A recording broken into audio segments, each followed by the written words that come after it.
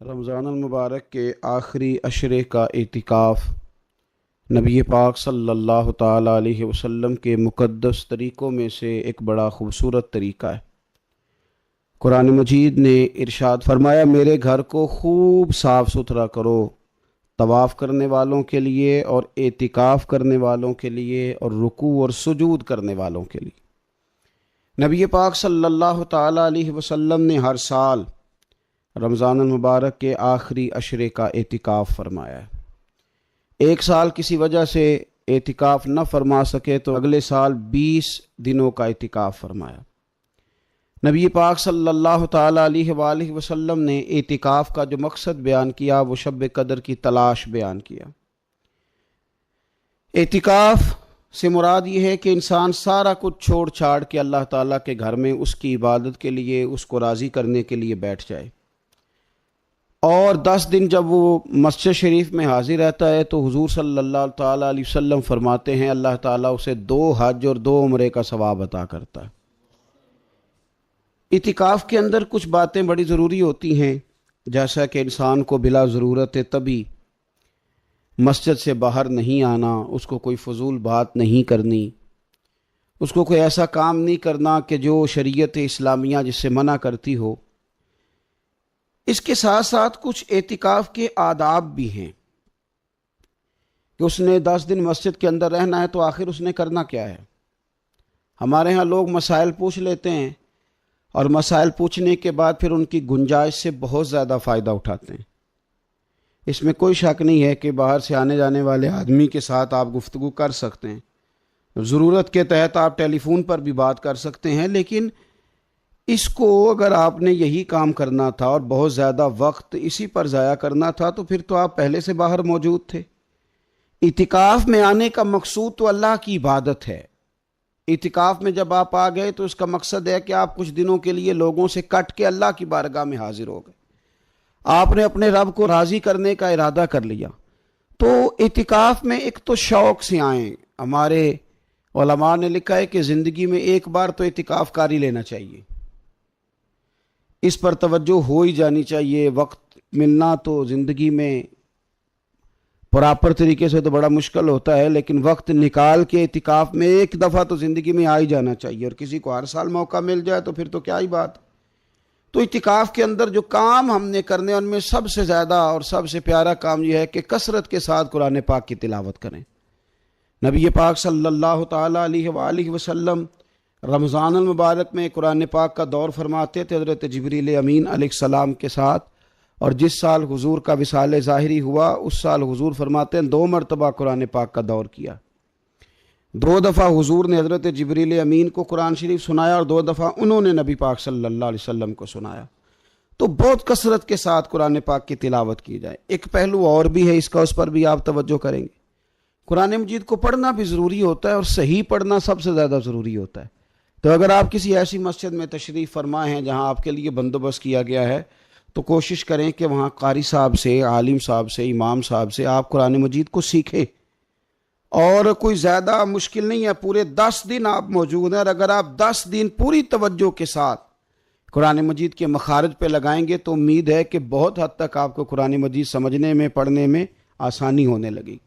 دوسرا، اعتکاف میں جب آپ موجود ہیں تو آپ کو کوشش کرنی ہے کہ آپ محاسبہ نفس پر توجہ دیں۔ آپ اپنے اوپر غور کریں، زندگی میں کون سی ایسی غلطیاں ہیں جو جان نہیں چھوڑ رہی، ان کی کس طرح کر کے اصلاح کی جا سکتی ہے۔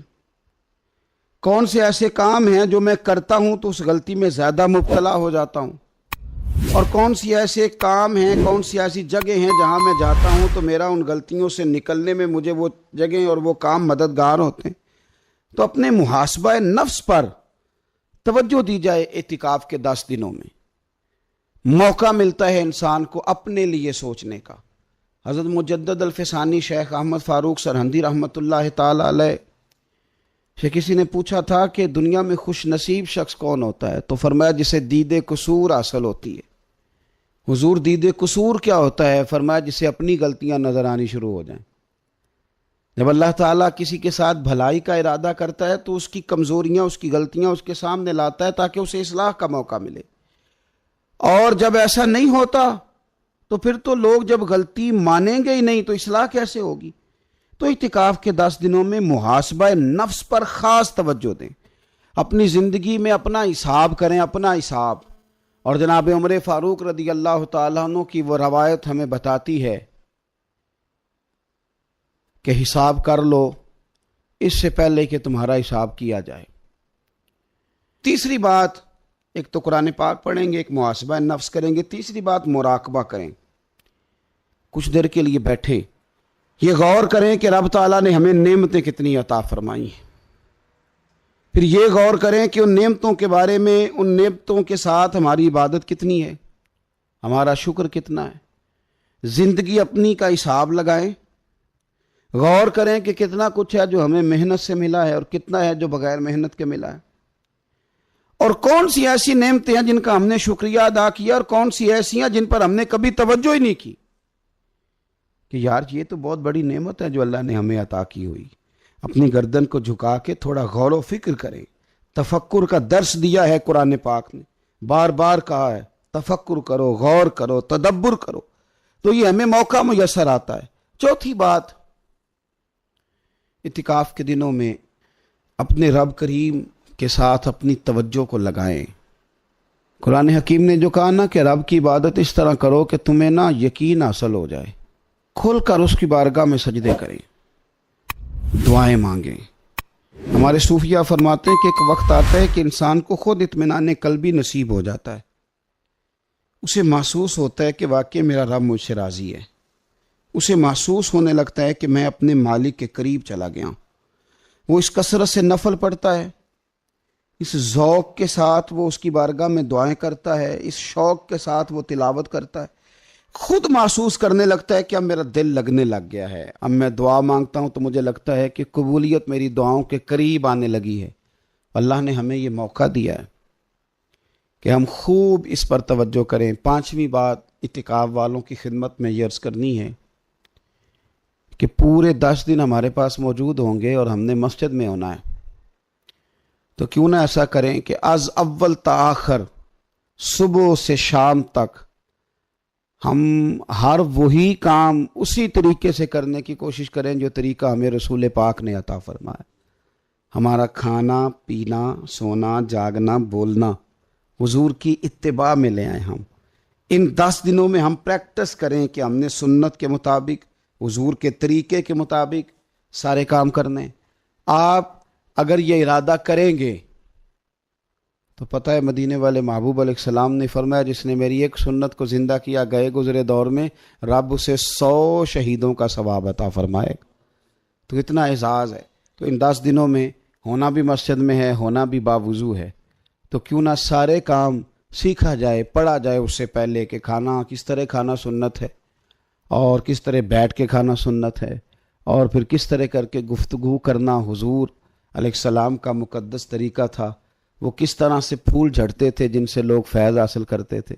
تو اعتکاف میں اپنی مصروفیات کو ان 5 کاموں میں لگائیں۔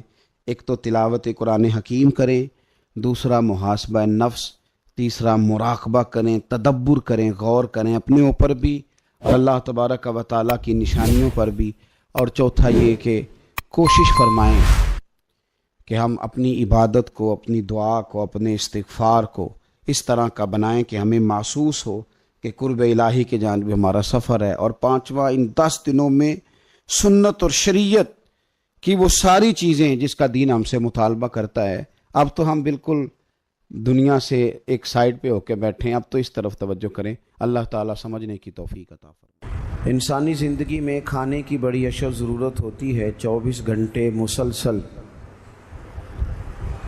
کوئی بندہ کھانا نہ کھائے تو اپنے پیروں پر کھڑا نہیں رہ سکتا، مشکل ہو جاتی ہے۔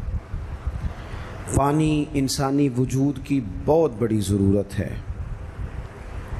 اگر مسلسل کئی گھنٹوں تک سخت سردی میں بھی پانی نہ پیے اور ایک آدھ دن گزر جائے تو جینا مشکل سا محسوس ہوتا ہے۔ سانسوں کی ڈوری کا چلنا بھی بڑا ہی ضروری ہے۔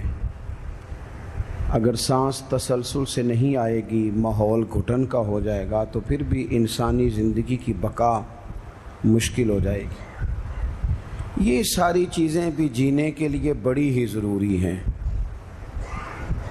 لیکن ان سب چیزوں کے ساتھ ساتھ جینے کے لیے محبت کی بھی بڑی ضرورت ہے۔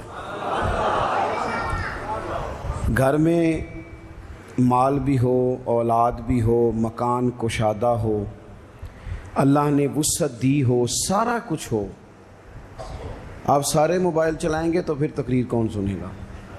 چلیں کچھ لوگ یہ کام کریں، سارے نہ کریں، کچھ میری بات پر بھی توجہ دیں اور اطمینان سے جی اب بڑے سکون سے آپ لوگ تشریف رکھیں۔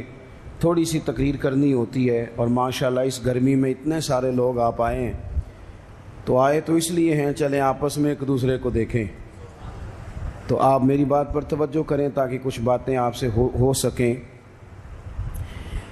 گھر میں ہر شے موجود ہو نا، ساری اللہ نے دنیاوی آسانیاں دے رکھی ہوں، صرف میاں بیوی کی آپس میں محبت نہ ہو، سارا کچھ ہی ہے، بنتی نہیں خاوند کی بیوی سے، بیوی کی خاوند سے۔ صحیح بتانا، وہ گھر سکون والا ہوتا ہے، جلدی جلدی ہاں نہ کریں، بھئی پیسے تو پڑے ہیں گھر میں، بچے بھی ہیں، گھر بھی کشادہ ہے۔ یہ محبت اتنی زیادہ ضروری ہے کہ رنگ سارے بھی ہوں، محبت نہ ہو تو پھیکے ہو جاتے ہیں۔ انسان کے پاس ساری ہی چیزیں ہوں لیکن محبت نہ ہو تو ذائقے خراب ہو جاتے ہیں۔ سمجھ لیں میری بات کو، آپ کی جاب اچھی ہے، آپ کے اپنے شہر میں ہے، آپ کا سیلری پیکج بڑا اچھا ہے، آپ کا آنا جانا بھی آسان ہے، لیکن جس جگہ آپ کام کرتے ہیں، جو آپ کے کولیگس ہیں، جو آپ کا عملہ ہے آفس کا، اس کے ساتھ آپ کی بنتی نہیں، محبت نہیں، حالانکہ سیلری بڑی اچھی ہے، تو وہاں جاب پہ جانے کو دل کرتا ہے؟ بھئی پیسے ٹھیک مل رہے ہیں، جاب پہ جانے کا مقصد تو پیسے تھا، محبت تو نہیں تھا نا۔ مقصود تو وہاں جانے کا پیسے کمانا تھا، محبت تو مقصود ہی نہیں تھی۔ لیکن بغیر محبت کے گزارا ہو سکتا؟ یہ سمجھ لیں آپ میری بات، زندگی میں محبت اتنی، اس نے کہا تھا عشق ایک ڈھونگ ہے، پھر میں نے کہا تجھے عشق ہو خدا کرے اور کوئی تجھے اس سے جدا کرے، پھر تو گلی گلی پھرا کرے، پھر تو اسے تسبیحوں پہ پڑھا کرے، پھر تو اسی کا نام جپا کرے، پھر میں کہوں کہ عشق ایک ڈھونگ ہے اور تو نہیں کہا کرے۔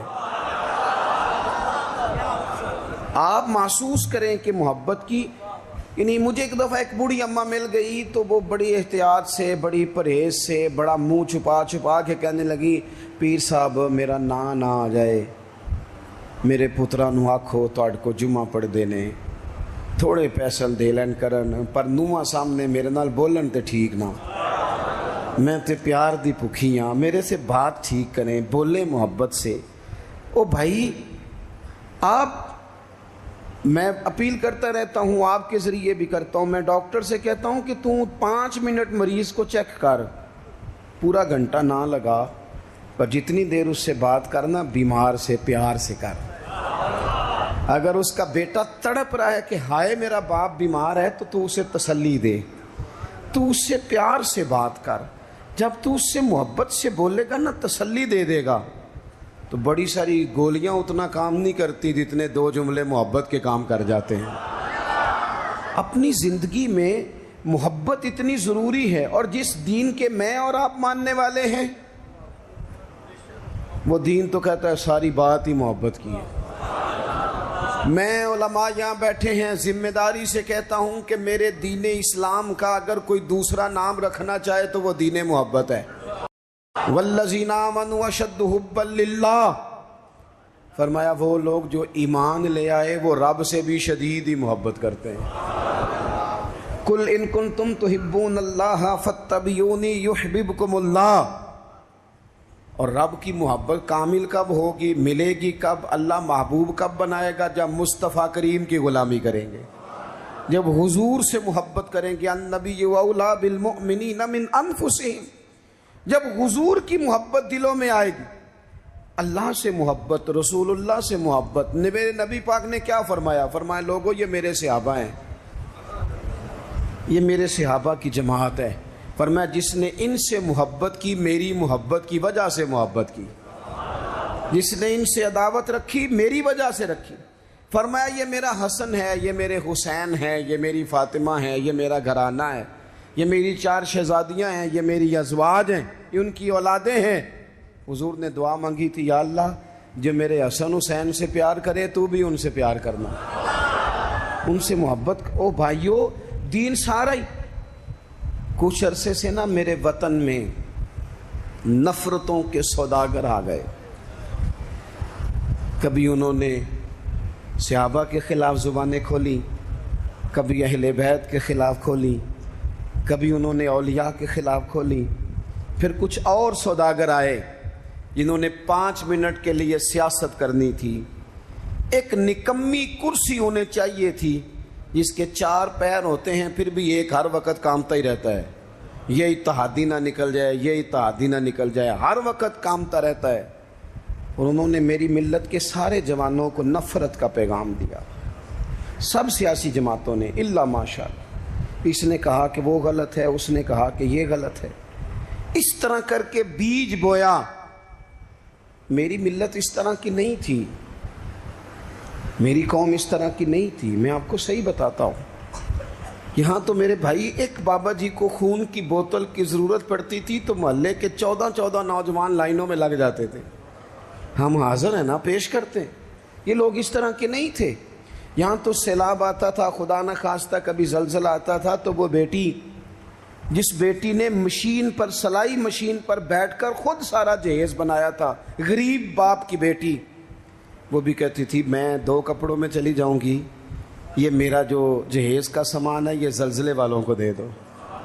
میرے تو فوجیوں کا ٹرک گزرتا تھا، کبھی تو لوگ سڑکوں کھڑے ہو کے سلوٹ کرتے تھے۔ یہ کس نے نفرتوں کے بیج بوئے؟ یہ کس نے آ کے حالات بگاڑ دیے؟ کون آیا چپکے سے جو ان صفوں میں گھسا اور کس طرح کر کے لوگوں نے ادھیڑ پدھیڑ دیا، واپس لوٹو۔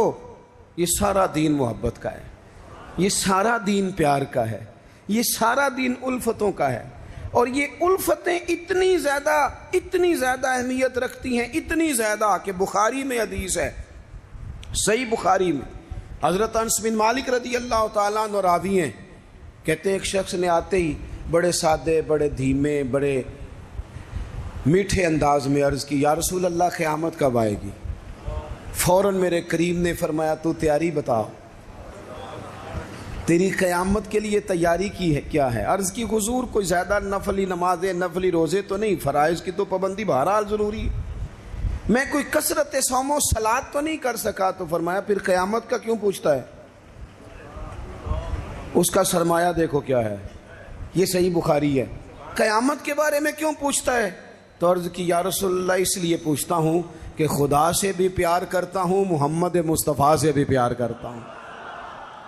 تو اساں جہاں گناہیاں دا جدوں اعمال نامہ فرول ہوئے، ذرے ذرے نے سامنے آ جانا ہے، جو جو منہ تھی بولے ابول ہوئے، اساں کول حضور دے بیٹھ رہنا ہے، لکھ عمل ترکڑی تول ہوئے، او دے کولوں بھی رب نے حساب لینا ہے جیڑا بیٹھا ہی محمد دے کول ہوئے صلی اللہ تعالیٰ علیہ وسلم۔ لحد میں عشق رخ شاہ کا داغ لے کے چلے، ہم نے اندھیری رات سنی تھی سو چراغ لے کے چلے۔ حضور اس لیے پوچھتا ہوں کہ اللہ رسول سے پیار کرتا ہوں۔ اب میرے کریم نے محبت کا سرمایہ اس نے پیش کیا نا، حضور پیار ہے نا میرے پاس، نبی پاک نے اب اس پر ریزلٹ اناؤنس کیا، نتیجے کا اعلان فرمایا۔ میرے کریم فرمانے لگے سن پھر نتیجہ یہ ہے، ایک بہت ساری عبادتوں پر ثواب ملتا ہے نا، اس عبادت پر یہ ثواب، اس تسبیح پر یہ ثواب، یہ بھی اس کے پاس سرمایہ ہے نا۔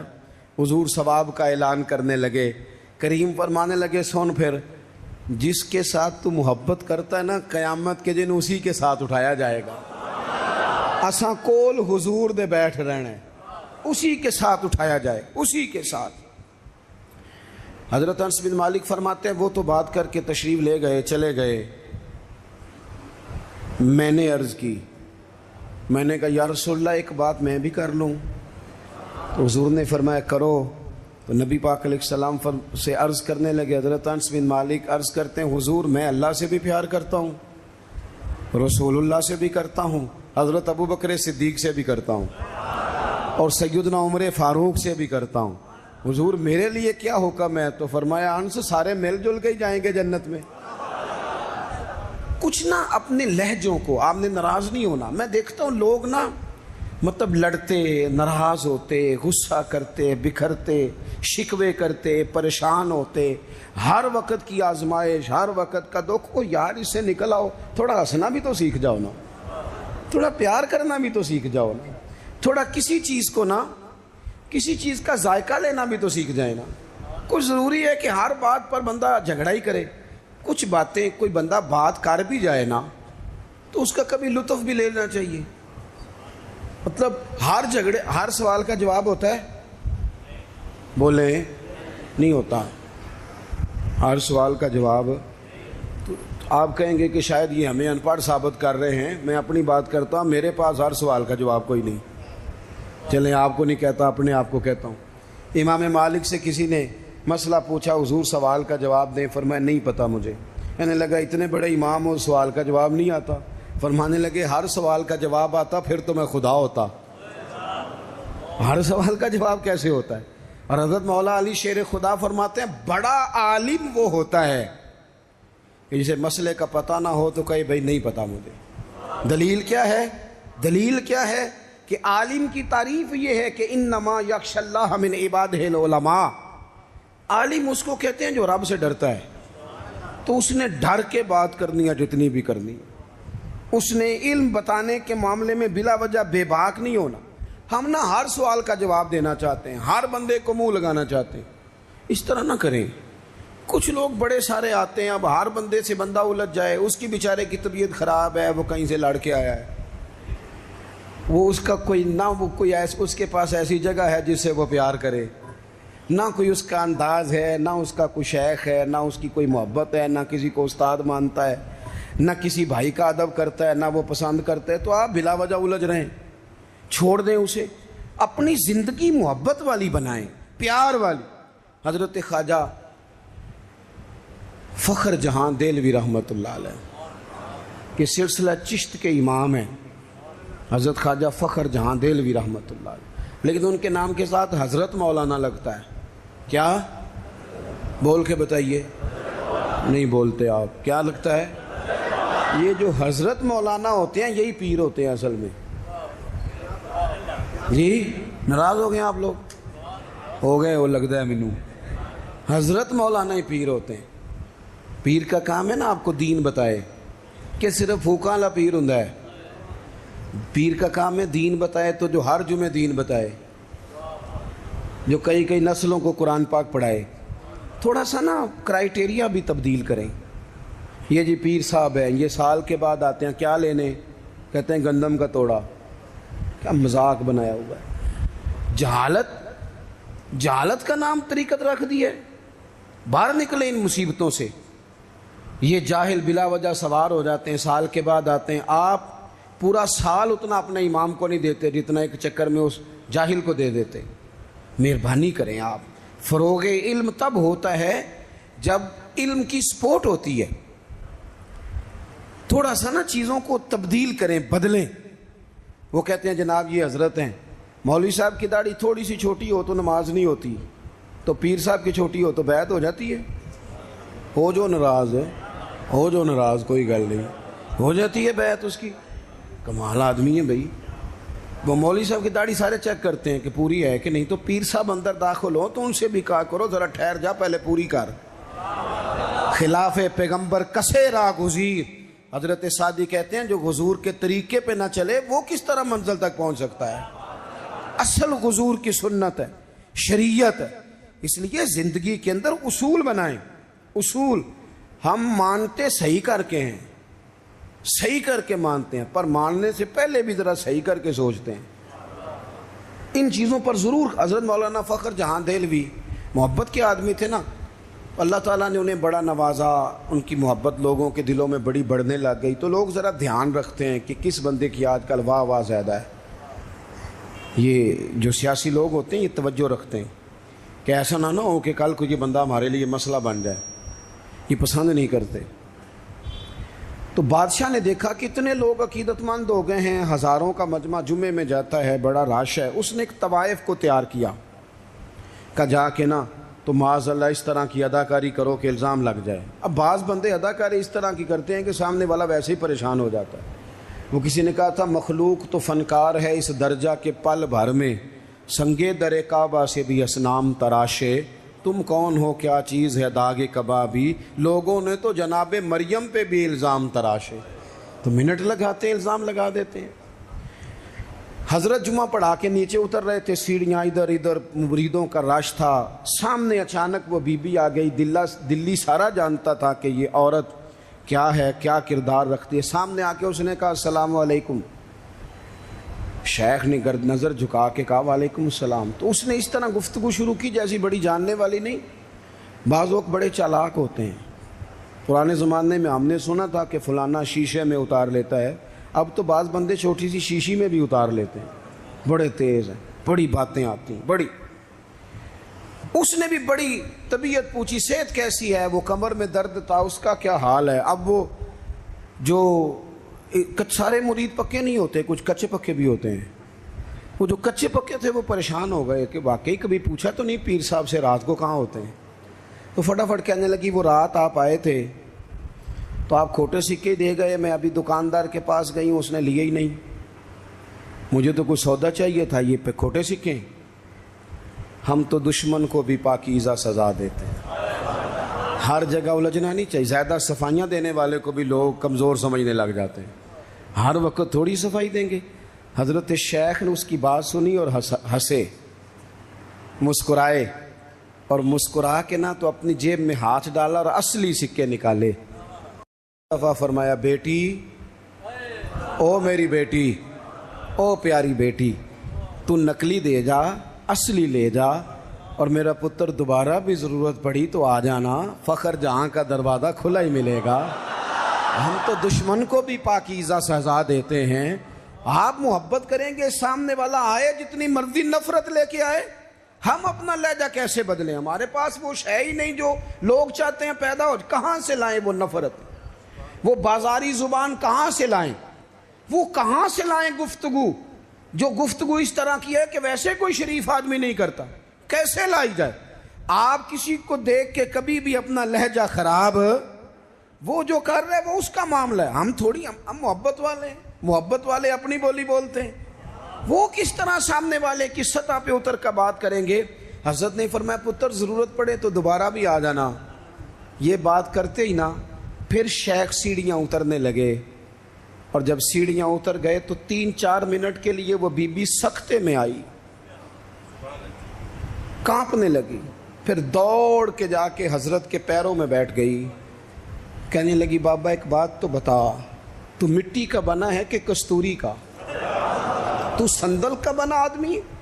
میں تجھے بدنام کرنے آئی، الزام لگانے آئی. چاہیے تو یہ تھا کہ لوگ مجھ پر تھپڑوں کی برسات کرا دیتے، تیرا چہرہ جلال سے سرخ ہو جاتا، اور میں بدنام کرنے آئی. اور میں دلی کی وہ والی خاتون ہوں جسے کبھی کسی نے بیٹی نہیں کہا، کبھی کسی نے بہن نہیں کہا. اپنوں نے بھی رشتے بنانے چھوڑ دیے. جس نے دیکھا بری نظر سے دیکھا، پر تو کس محبت کا آدمی ہے، میں بدنام کرنے آئی اور گناہوں میں لتھڑی ہوئی کو تو نے بیٹی بنا لیا. یہ جملے کہتے ہی اس خاتون نے دوپٹہ اٹھایا، چہرے پہ اوڑا، اور کہنے لگی دلی والوں اب میں تمہیں بتاؤں گی فخر جہاں کی بیٹی کس طرح کی ہوتی ہے. اب میں بتاؤں گی. آج کے بعد میرے مکان کو کوئی گانے باجے کی جگہ سمجھ کے نہ آنا، اسے میں نے مسجد بنا دیا ہے. قیامت تک مدینے والے کے نام کی اذانیں پڑھی جائے گی. مسجد کا ارادہ کر دیا. اپنے سنیں جی، اپنے لہجوں میں محبت. سامنے والا، وہ ہمارے ہاں نا 2-4 فلسفے بھی ہیں ہمارے. کچھ لوگ کہتے ہیں دکھ بڑے ہیں اس لیے میں سخت ہو گیا ہوں. دکھ بڑے ہیں پیر صاحب، آپ تو گاڑی میں بیٹھ کے آئے، عقیدت مندوں کا ہجوم ہے، پیار ہے، ہمارے پاس دکھ بڑے ہیں. تو میں کہتا ہوں آپ کو پتہ نہیں ہے نا، دکھ جس جگہ جاتے ہیں نا وہ رنگ ضرور بدلتے ہیں پر رہتے دکھ ہی ہیں. رہتے وہ ہر ایک کے پاس ہیں، اس لیے کہ دکھ پیارے بڑے ہیں نا. نبیوں رسولوں کے پاس بھی رہے ہیں، اور ہمارے درویشوں نے ہمیں سبق پڑھایا ہے کہ دکھ قبول محمد بخشا. بس راضی رہن پیارے. اگر وہ اس طرح خوش ہیں تو ہم بھی خوش ہیں.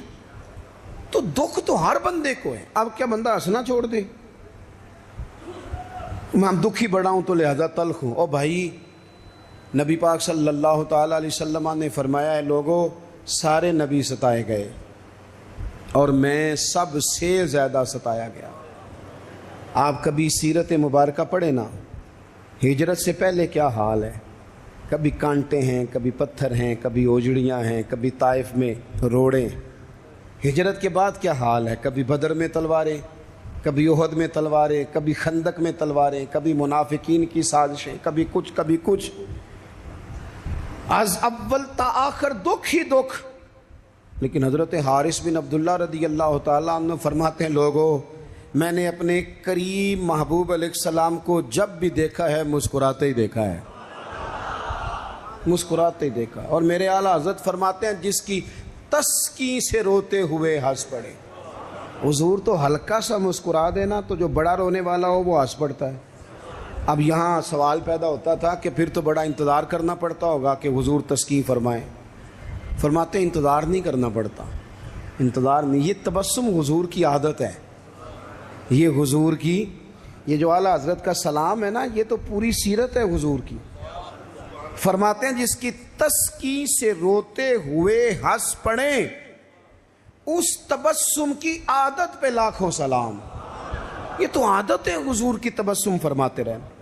تو نبی پاک تو ان دکھوں میں مسکرایا سرکار نے. تو ہمیں حکم یہ ہے، دکھ تو رہیں گے لیکن ان دکھوں کے بیچ بھی، چونکہ دین محبت والا ہے، ہم نے محبت چھوڑ دی، ہم نے پیار چھوڑنا، ہم نے کسی قسم کا کوئی. میں نا کالج میں پڑھتا تھا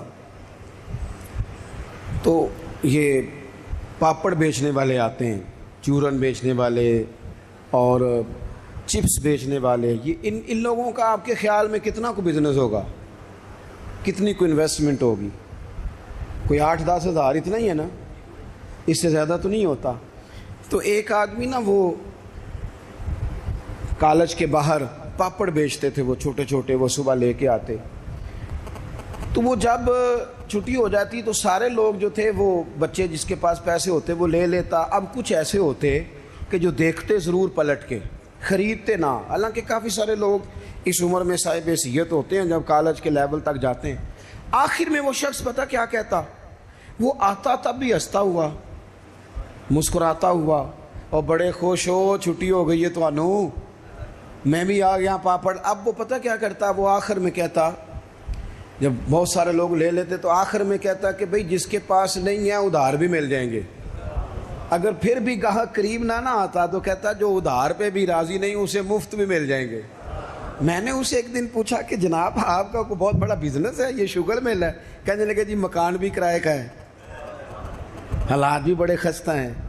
کئی دفعہ شام کو کھانا لے جاتا ہوں، نہ لے کے جاؤں تو میری بیوی کہتی ہے روتے نہ گھر آنا، ہنستے آنا. اچار ڈال لیا ہے مرتبان میں، دونوں بیٹھ جاتے ہیں آرام سے. اولاد کوئی نہیں، اللہ نے دی نہیں، اس کی حکمت ہے. بڑے راضی ہیں، بڑے خوش ہیں. میں اور وہ دونوں مل کے رات کو پاپڑ بناتے ہیں، سارے کام کرتے ہیں. خوشی ہے، اللہ پہ توکل ہے، بھروسہ ہے. جس نے راضی رہنا ہے اس نے اس میں بھی رہنا ہے، اور جس نے نہیں رہنا، وہ پہلے کہہ رہا تھا کہ کبھی سائیکل سے موٹر سائیکل مل جائے نا، مل گئی. اب کہتا ہے اس کے ٹائر کبھی 4 ہو جائے نا، ہو گئے. مل گئی اس کو مہران، کہتا نہیں چھوٹی ہے، کبھی بڑی ہو جائے نا. او بھائی تو نے تو کہیں ٹھہرنا ہی نہیں، یہ تو معاملہ روز آگے جائے. بس دنیا میں خوش وہ ہے جو اپنے نصیب سے خوش ہے، جسے رب نے جو دے دیا ہے وہ اس پہ راضی ہے. آپ سمجھ لیں، میں نا اپنے دوستوں سے کہا کرتا ہوں کہ جس خاندان میں رب نے چاہا ہے مجھے پیدا کیا ہے. جو چاچا اللہ نے میرے لیے پسند کیا مجھے بھی بڑا ہی پسند ہے. جو ماموں اللہ نے میرے لیے پسند کیا وہ مجھے بھی بڑا ہی پسند ہے. جو دوست احباب رب نے مجھے دیے مجھے بڑے ہی پسند. کر لیں اپنے ارد گرد کے لوگوں کو. ہمیں نا یہ ایک عجیب سا ہمارے اوپر بات سوار ہو جاتی ہے کہ وہ جی دکھ بڑھیں. ایک اور بھی مسئلہ ہے محبت نہ کرنے کا، راضی نہ رہنے کا. تھک تو نہیں گئے آپ لوگ؟ ایک اور بھی مسئلہ ہے. کہتے ہیں جی میں بندہ کھرا ہوں لہٰذا میں ذرا کڑوا ہوں. میں سچ بولتا ہوں چاہے کسی کو برا ہی لگے. یہ بھی اپنا فلسفہ ذاتی بعض لوگوں کا. لہجہ ٹھیک اپنا نہیں ہوتا, نام سچ کا لگا دیتے ہیں بیچارے کا. کہتے ہیں جی میں چونکہ سچا ہوں لہذا کڑوا ہوں. تو میں کہتا ہوں اس پر بھی آپ سجدہ صاف کر لیں, یہ بھی بات درست نہیں.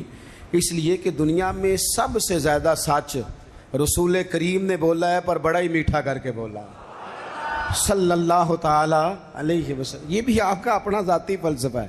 سچ کو بھی سونا کر کے بولنا چاہیے, اسے بھی دلائل کی روشنی میں بولنا چاہیے. آوازیں نہیں اونچی کرنی چاہیے, دلیلیں مضبوط کرنی چاہیے.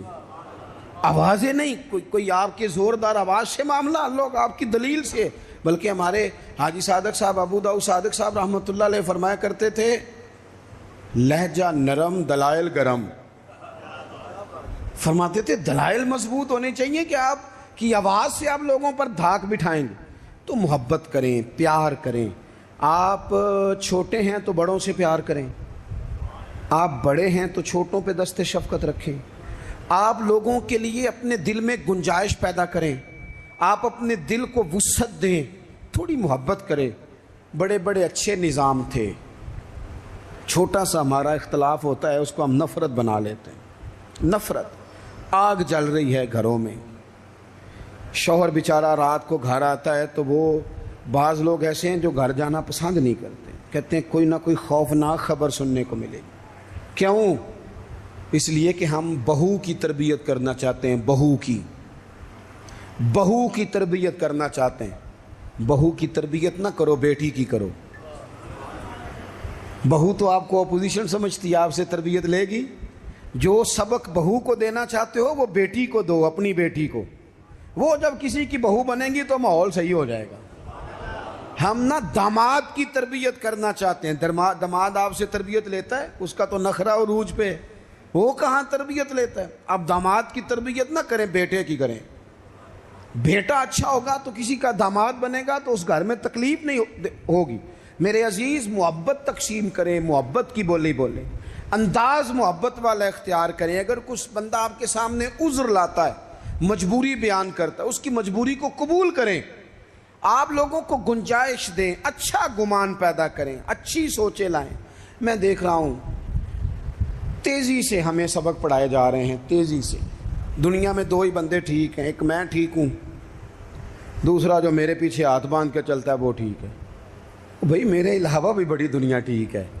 نبی پاک علیہ السلام نے فرمایا ترمذی شریف میں, حضور نے فرمایا میری امت کبھی گمراہی پر جمع نہیں ہوگی. یہ نہیں ہو سکتا کہ زیادہ لوگ گمراہ ہو جائیں اور 2-3 ہی صحیح رہ جائیں. تھوڑا سا کسی اور کو بھی گنجائش دیں, کسی اور کو بھی موقع دیں, کسی اور سے بھی پیار کریں. اپنی طبیعتوں کو, دلوں کو وسیع کریں, لہجے محبت والے. میں آپ سے عرض کروں, آپ کا لفظ بھی ٹھیک ہونے چاہیے اور لہجے بھی ٹھیک ہونے چاہیے. میری بات کی سمجھ آ رہی ہے؟ اگر آپ بات ٹھیک کر رہے ہیں اور لہجہ ٹھیک نہیں تو لہجہ بھی اثر کرتا ہے بندے پر. لہجہ بھی. بیٹا میری بات سننا, یہی لفظ ہے. بیٹا بات سن, یہ بھی لہجہ ہے, وہ بھی ایک لہجہ ہے. آپ کا صرف جملہ ہی, بعض لوگ کہتے ہیں میں نے کہا کیا ہے. او بھائی تو نے کہا تو کچھ نہیں, پر تیرا انداز بڑا جارے آنا ہے. وہ بیچاری ساس بوڑھی ہو گئی ہے, سسر بوڑھا ہو گیا ہے, شوگر کے مریض ہیں, بار بار بھوک لگتی ہے, تکلیف ہے. بیٹا اپنی بیوی کو جاتی دفعہ کہہ گیا اماں ابا کا خیال رکھنا. وہ آئی ہے صبح, اس نے آ کے کہا ابا جی ناشتہ لاؤں کا پتر, مجھے ابھی بھوک نہیں. 2-3 گھنٹے کے بعد اس نے کہا بیٹا, وہ تلخ بولی ہے, جی. کہا جی ہے اس نے. لفظ جی بھی کبھی سخت ہوتا ہے نہیں, لہجہ سخت ہوتا ہے. اس نے جی کہا پر سخت کہا. پھر جب وہ آئی تو اس نے کہا بھی تو پوچھ کے گئی تھی. کیا ہو گیا جی؟ اللہ آپ کو تھوڑا سا بس ٹائم اور جی, میری طرف دیکھیں جی, آپ سارے ادھر دیکھیں گے تو پریشانی ہو جائے گی. اللہ آپ کو خوش رکھے, تھوڑا ٹائم دیں, بات مکمل نہیں ناراض نہیں, گل محبت ہی ہو رہی, تسی غصہ کرن لگ, ابھی تو اتنا سبق پڑھایا ہے. تو وہ خاتون نا جی سخت لہجے میں وہ کھانا لائی اور کھانا لا کے کہنے لگی کہ ابھی تو پوچھ کے گئی تھی. انہوں نے کہا بیٹا چلو بھوک لگ گئی ہے لے آؤ. اب وہ لائی ہے تو اس نے زور سے پٹکا ہے برتن, دروازہ گئی ہے تو زور سے بند کیا. تو اس انداز میں بھی بوڑھے کو تکلیف محسوس ہوتی ہے. وہ شام کو جب بیٹا آیا تو ساس سسر رو ہی پڑے, کہنے لگے اس کو سمجھا تیری بیوی بڑی توہین کرتی ہے. تو خاوند نے بلایا کہ ابا اماں تیری شکایت کر رہے ہیں. تو وہ کہتی ہے کہ انہوں نے پوچھو میں آکھیا کی ہے. انہیں آکھیا تھے کچھ بھی نہیں. کوئی جملہ بتایا جا سکتا ہے؟ بولیں کوئی لفظ ہے ایسا جو گنا جا سکے؟ اس نے کہا پر چھوڑا بھی کچھ نہیں. کچھ لہجے اتنے سخت ہیں, کچھ انداز اتنے سخت ہیں. جب آپ کسی غریب آدمی نے آپ کو جا کے اپنا دکھ سنایا, آپ گھومنے والی کرسی پہ بیٹھے تھے, اس نے کہا چودھری صاحب, سیٹھ صاحب, نواب صاحب ناراض نہ ہونا, پیر صاحب بھی, حضرت صاحب بھی, اللہ ماشاء اللہ, اس نے اپنا دکھ سنایا. مجھے کو تھوڑی ضرورت پڑ گئی ہے, میری بیٹی کی شادی ہے. آپ نے کچھ بھی نہیں کہا, سخت نہیں. لیکن جب آپ کرسی گھما کے منہ ادھر کو کر لیا نا آپ نے, اور آپ کوئی اور کام کرنے لگ گئے, اچھا بتاتا ہوں, تھوڑی دیر میں کچھ بھی نہیں کہا آپ نے, مر گیا بیچارہ, ٹوٹ گیا, بکھر گیا. میری غربت نے کیا مجھ کو زمانے میں بدنام, وہ تیری دولت ہے جس نے تیرے عیب چھپا رکھے ہیں. ٹوٹ گیا بیچارہ. لہجہ جو ہے نا, لہجہ مار دیتا ہے. لہجہ بھی پیار والا ہو, انداز بھی محبت والا ہو, پیار والا ہو. حضرت لقمان اپنے بیٹے کو نصیحت کرتے ہیں. سورہ لقمان دیکھیے گا, ابتدائی آیات. فرمایا بیٹا وَلَا تُصَغِّرْ خَدَّكَ لِلنَّاسِ, بیٹا لوگوں سے منہ ٹیڑھا کر کے بات نہ کرنا. تیرا انداز خوبصورت ہو, بولنے کا انداز خوبصورت. اپنے لہجوں میں حسن لائیں, محبت پیدا کریں, محبت کو فروغ دیں, محبت کے پیغام بر بنیں. حضور صلی اللہ علیہ وسلم نے فرمایا, مشکات میں حدیث ہے, فرمایا میرا مومن ہوتا ہی محبت والا ہے. مومن ہوتا ہی محبت والا ہے. اس میں کوئی خیر نہیں, نہ محبت کرے نہ اس سے محبت کی جائے. محبت کریں, پیار کریں. آپ جس مقام پہ بھی ہیں, آپ نہ اپنے دل کو بڑا کر لیں, گھر خود بخود بڑا ہو جائے گا, جیب خود نہ خود بڑی ہو جائے گی. اور بخاری میں پورا باب ہے کہ بندہ سخی دل کا ہوتا ہے. مالاں والے تے سخی نہیں نہ ہوندے, تے سخیاں کول مال نہیں ہوندا. ایتھے اوتھے دوویں جہانی, سخی کنگال نہیں ہوندا. اپنے انداز میں محبت. میں بات سمیٹنے لگا ہوں.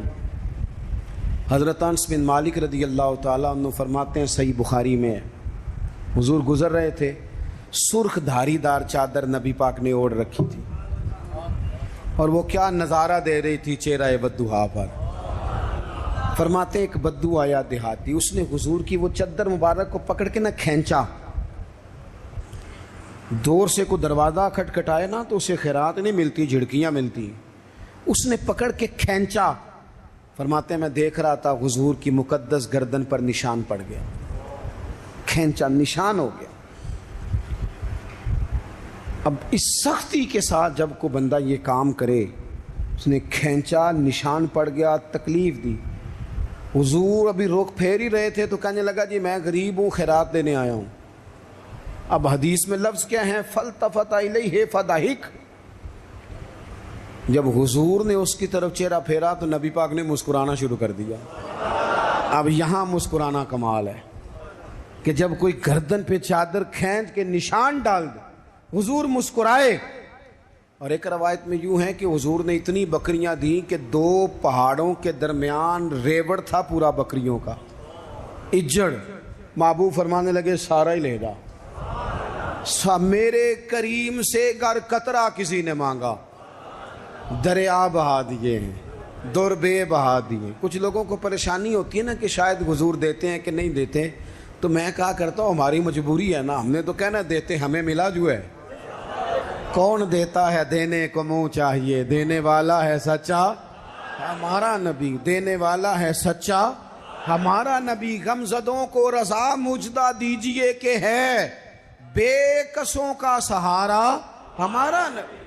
تو اتنی بکریاں حضور نے عطا کر دی. بھائی لہجے میں, بولنے میں, جینے میں محبت کو داخل کریں. زندگی بے ذائقہ سی ہو جاتی ہے، رنگ پھیکے لگتے ہیں جب پیار نہیں ہوتا۔ آپ نا تھوڑا پیار کا رنگ اختیار کریں، تھوڑی محبت کا۔ آج صبح مجھے ایک بڑے بزرگ مولانا ہیں، ان کی داڑھی زیادہ سفید ہو گئی ہے، مجھے فون کر کے کہنے لگے کہ میں چھٹی کر رہا ہوں مسجد سے، کوئی جگہ شگہ ہوئی تو ذرا آپ توجہ کیجیے گا۔ میں نے کہا کیا ہوا؟ کہنے لگے کہتا مجھے کوئی بھی نہیں کچھ، پر کوئی لہجے نہیں ٹھیک لگ رہے مجھے۔ تو وہاں میرے کچھ اہل محبت تھے، پھر میں نے دو ایک کو فون کیا، میں نے کہا چلو کبھی کبھی ویسے تو زیادہ لوگ پسند نہیں کرتے، دوستوں کو پسند کرتے ہیں، کبھی کبھی خطیب صاحب کو بھی کسی ڈنر پہ لے جانا چاہیے۔ آؤ تو انواج 12 روٹی کھوائیے، کوئی حرج ہے اس میں؟ لے جانا چاہیے۔ میں نے اپنے مرکز میں نا مدرسے میں 15 دن کے بعد رویہ رکھا ہے کہ بچوں کو فاسٹ فوڈ بھی کھلاؤ، کبھی تکے بھی کھلاؤ، کبھی ان کو نا برگر بھی کھلاؤ۔ منع ہے مدرسے کے طالب علموں کو؟ بولو۔ آج کل نا ہمارے یہاں کچھ لوگ پرہیزگاری بیان کرتے ہیں مدرسوں والے، کہتے ہیں جی میں کدی کو روٹی نہیں کھادی جڑی مدرسے چ پکدی۔ میں توبہ وہ میرے بچے اور میں ہم نے کبھی، وہ بچوں کا حق ہے، تو میں کہتا ہوں آپ تقویٰ بدل لیں، آپ وہی کھایا کریں جو بچے کھاتے ہیں، آپ کو پتہ چلے وہ بیچارے کیا کھاتے ہیں۔ آپ صحیح کہہ رہے ہیں پرنسپل صاحب، محتمم صاحب، اللہ ماشاء اللہ آپ ٹھیک کہہ رہے ہیں، وہ کھانے والی ہوتی نہیں تو آپ کیوں کھائیں گے؟ وہ وہی کھائیں گے بیچارے، ان کو آپ نے تکلیف میں مبتلا کیا ہو۔